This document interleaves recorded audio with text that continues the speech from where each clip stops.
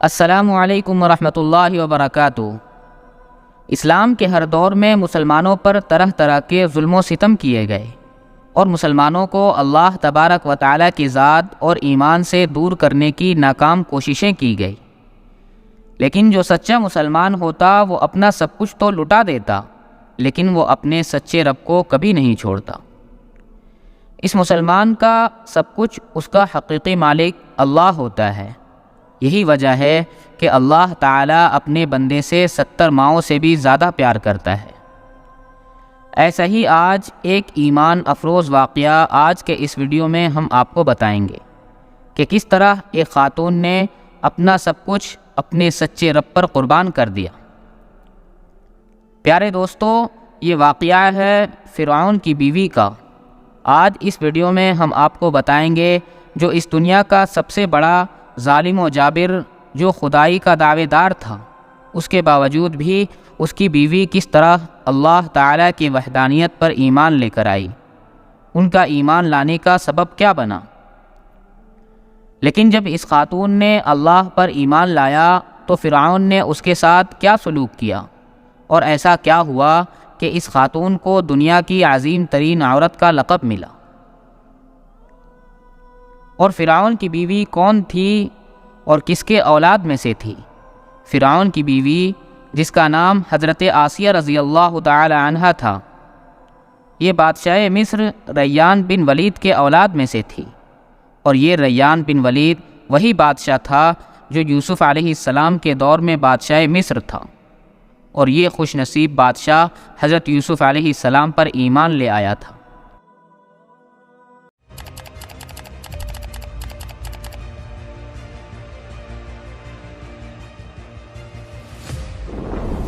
فرعون مصر کا ایک ظالم و جابر بادشاہ تھا۔ اس نے مصر میں آباد قوم بنی اسرائیل کو غلام بنا رکھا تھا اور ان پر ظلم کے پہاڑ توڑتا تھا۔ فرعون نہایت ہی مغرور بادشاہ تھا اور خود کو لوگوں کا خدا اور رافق کہلاتا تھا، لیکن کسی میں بھی اتنی جرأت نہ تھی کہ فرعون کی مخالفت کر سکے۔ لہٰذا اللہ نے فرعون کے خاتمے کا ارادہ کیا تو بنی اسرائیل میں حضرت موسیٰ علیہ السلام کی پیدائش ہوئی۔ جب موسیٰ علیہ السلام کی پیدائش ہوئی تو ان دنوں فرعون نے اپنے سپاہیوں کو یہ حکم دے رکھا تھا کہ بنی اسرائیل میں جو بھی لڑکا پیدا ہو اسے قتل کر دیا جائے۔ لہذا اس مصیبت و آفت کے دور میں مجبوراً موسیٰ علیہ السلام کی والدہ نے آپ کو ایک صندوق میں رکھ کر صندوق کو مضبوطی سے بند کر دیا اور اسے دریائے نیل میں ڈال دیا۔ دریا سے نکل کر ایک نہر فرعون کے محل کے نیچے بہتی تھی۔ اللہ کی قدرت یہ ہوئی کہ یہ صندوق دریائے نیل سے بہتے ہوئے اس نہر میں چلا گیا۔ اس وقت نہر کے کنارے فرعون کی بیوی آسیہ بنت مزاحیم بیٹھ کر نہر کا نظارہ کر رہی تھی۔ آسیہ ایک خوبصورت اور نیک دل خاتون تھی اور وہ کسی بیماری سے شدید تکلیف میں تھی۔ فرعون نے اس کا بہت کچھ علاج کیا کرایا تھا، مگر وہ ناکام رہا۔ کہتے ہیں کہ کاہنوں نے اسے بتایا تھا کہ اے فرعون، ہم پیشین گوئی کرتے ہیں کہ اس دریا میں سے ایک آدمی تیرے محل میں داخل ہوگا، اگر اس کے منہ کی رال اس بیمار خاتون کے جسم پر ملی جائے گی تو اسے شفا ہو جائے گا۔ چنانچہ اس نہر پر بہتے صندوق پر آسیہ کی نظر پڑی تو ملازمین کو اسے نکالنے کا حکم دیا۔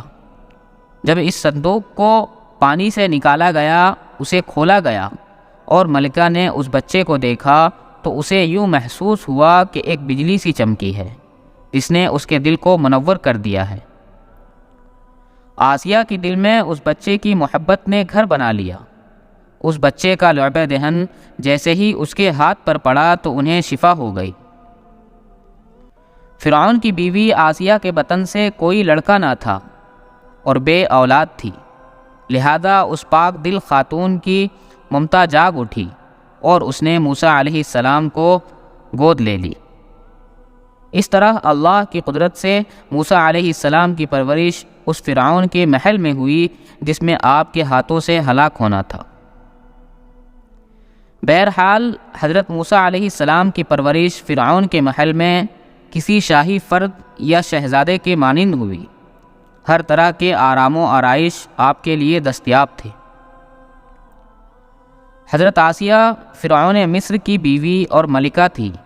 آپ کے پاس مال و دولت کی کثرت تھی، لیکن اس کے باوجود آپ غرور و تکبر کا شکار نہیں تھی، بلکہ آپ کا دل غریبوں کی محبت سے سرشار اور ان پر شفقت و مہربانی کے جذبے سے معمور تھا۔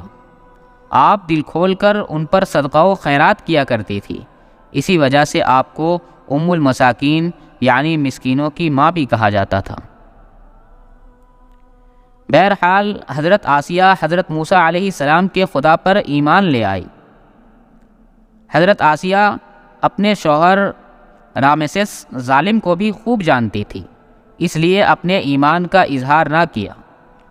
آپ چھپ چھپا کر ایک اللہ کی عبادت کیا کرتی اور اللہ سے یہ دعا کرتی کہ اے اللہ مجھے فرعون اور اس کے عمل سے نجات دے، میں اس کے کفریہ حرکتوں سے بیزار ہوں۔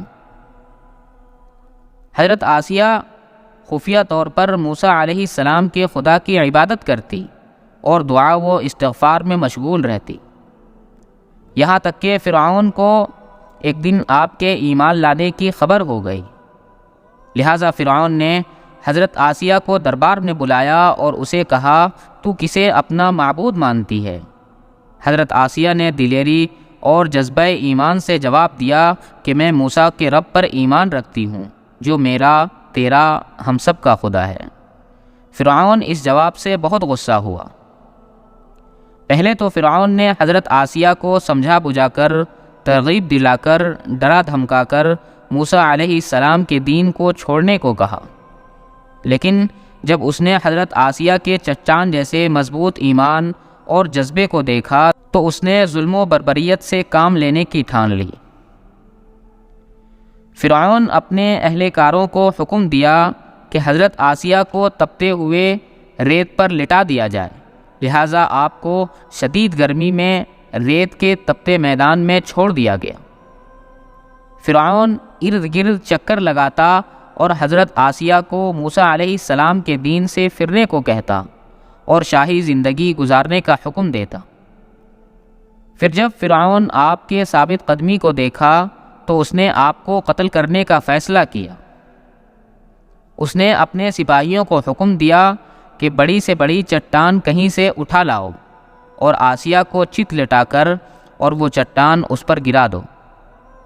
لہذا جب یہ لوگ پتھر لائے اور حضرت آسیہ کو لٹایا گیا تو آپ نے آسمان کی طرف نگاہ اٹھائی تو پروردگار نے حجاب ہٹا دیا اور جنت کو اور وہاں جو محل ان کے لیے بنایا گیا تھا اسے انہوں نے اپنی آنکھوں سے دیکھ لیا۔ آخرکار اس پتھر کو آپ پر گرا دی گئی اور آپ کی روح پرواز کر گئی۔ اگر یہ ویڈیو آپ کو پسند آئی ہو تو ویڈیو کو لائک کریں، شیئر کریں اور چینل کو سبسکرائب ضرور کریں۔